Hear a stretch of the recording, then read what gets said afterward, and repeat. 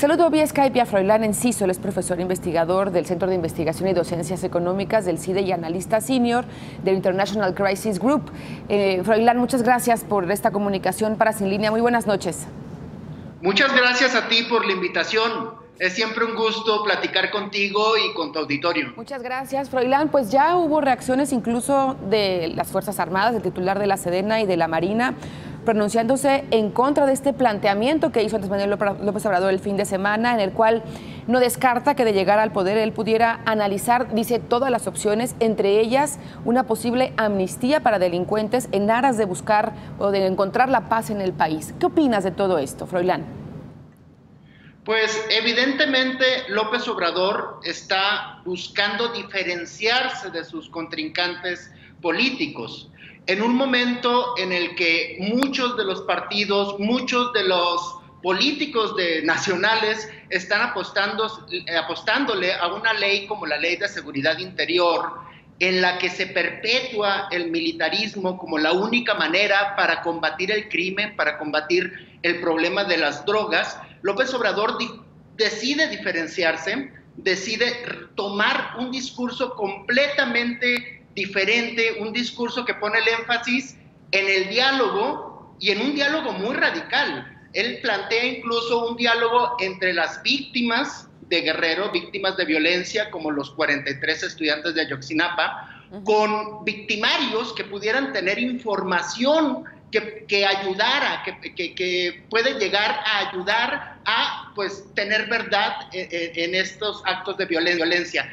Entonces, mientras un grupo de nuestros políticos se va encaminando hacia fortalecer la cultura del ejército, la cultura de la violencia, la cultura militarista, es decir, el combatir el fuego con fuego, López Obrador busca un discurso en el que se ponga en el centro el diálogo y la búsqueda de la paz, la construcción de una cultura de paz, usando todos los recursos a nuestro alcance.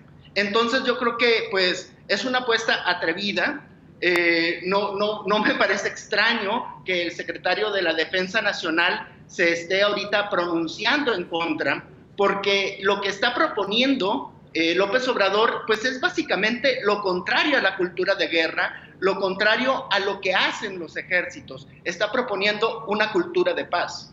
¿Y es posible, Froilán, es decir, te lo pregunto a ti como especialista, la principal crítica que hemos escuchado a lo largo del día al respecto a este planteamiento que hizo López Obrador de parte de los titulares de la Defensa y la Marina, pero también de líderes políticos, es que no se puede negociar con delincuentes porque son delincuentes?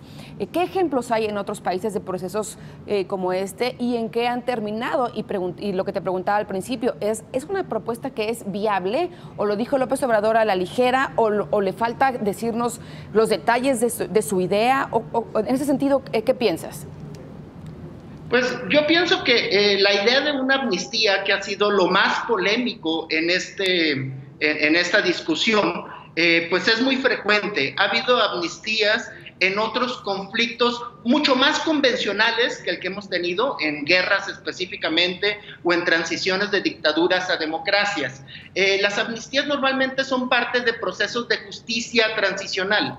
Sin embargo, se han usado ese tipo de recursos en otras circunstancias. Por ejemplo, durante la discusión de la legalización de la marihuana, partidos políticos que ahora son parte del Frente Ciudadano plantearon una amnistía para los presos, sobre todo las presas que están saturando las cárceles y su único delito es tener pequeñas cantidades de marihuana. Entonces, la idea de una amnistía se ha dado en muchos otros conflictos más convencionales que el mexicano. Nosotros tendríamos que buscar la manera de plantear nuestros propios términos para usar este tipo de recursos de justicia transicional, adaptarlo al tipo de conflicto no convencional que se vive en México. Y yo creo que ese adaptar la justicia transicional, adaptar los términos de amnistía, tiene que llevarse a cabo, como creo que también lo plantea López Obrador, de mano de las víctimas. Las víctimas en México han sido las más proactivas en mostrarnos opciones al militarismo, mostrarnos alternativas a la violencia. Yo creo que hay que explorarlas todas.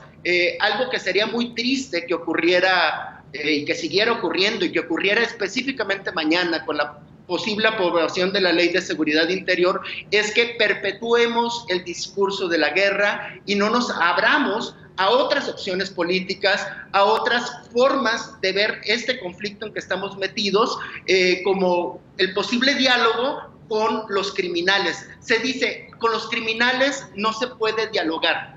Con los criminales, incluso se ha dicho, algunos políticos mexicanos han dicho que los criminales solo se merecen la muerte, que se merecen la pena de muerte, que la única manera o la única interacción que podemos tener con criminales es, pues, básicamente, pues, darles la pena de muerte.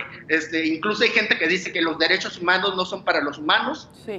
No son para para los criminales, son para los humanos.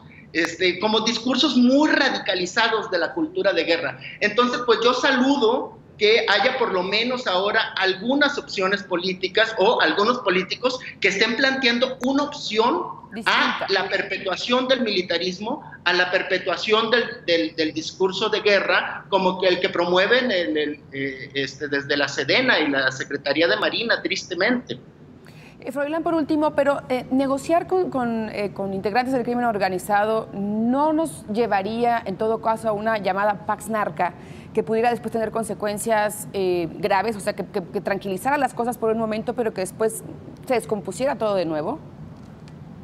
No, bueno, es muy diferente. Una amnistía, hay que decirlo, no es lo mismo que impunidad. El procesar este conflicto por medio de medios militares, sí. Eso sí es como casi asegurar la falta de contrapesos y la falta de procedimientos democráticos. Una amnistía puede presuponer una investigación, puede presuponer llevar los casos a tribunales y en tribunales hacer negociaciones a cambio de información, por ejemplo. Es algo que se hace en Estados Unidos todo el tiempo, posiblemente lo hagan ahora con el Chapo Guzmán, o lo hicieron ya con uno de los hijos del Mayo Zambada. Una amnistía no es lo mismo que impunidad, y una amnistía tampoco es lo mismo que pactar con el narco. Pactar con el narco es históricamente, yo lo he estudiado bastante, sí, sí. Pactar con el narco es lo que hemos tenido en los regímenes del PRI, principalmente. En los años 80, la Dirección Federal de Seguridad, desde la Secretaría de Gobernación, pactaba con narcos. O, por ejemplo, se habla de pactos de gobernadores de Veracruz o de gobernadores de Sinaloa, incluso hasta hace pocos meses, pactando con el narco. Hay reportes del Colegio de México acerca de los pactos del narco con algunos gobernadores de Coahuila. Eso es pactar con el narco, y es lo que tradicionalmente se ha hecho de manera, pues, bastante explícita en el siglo pasado, durante el siglo XX, durante el régimen autoritario del PRI y en algunos de los gobiernos de los estados. Pactar con el narco es algo que también se ha hecho de manera implícita. Bueno, esta es una hipótesis de algunas de las personas que estudian narcotráfico en México, y se dice que implícitamente durante el sexenio de Calderón se pactó con el cártel de Sinaloa porque la mayoría de los operativos iban dirigidos hacia los Zetas y hacia el cártel del Golfo. Esa es otra forma de pacto implícito con el narco. Pero en este caso no se está planteando un pacto con el narco o una pax narca, sino el tratar de sacarle a los victimarios la información que permita llegar a la verdad y la justicia. Interesante el análisis que haces, Froilán Enciso. Muchísimas gracias. Te agradezco a ti el espacio. Muchísimas gracias. Muchas gracias. Muy buenas noches, Froilán Enciso.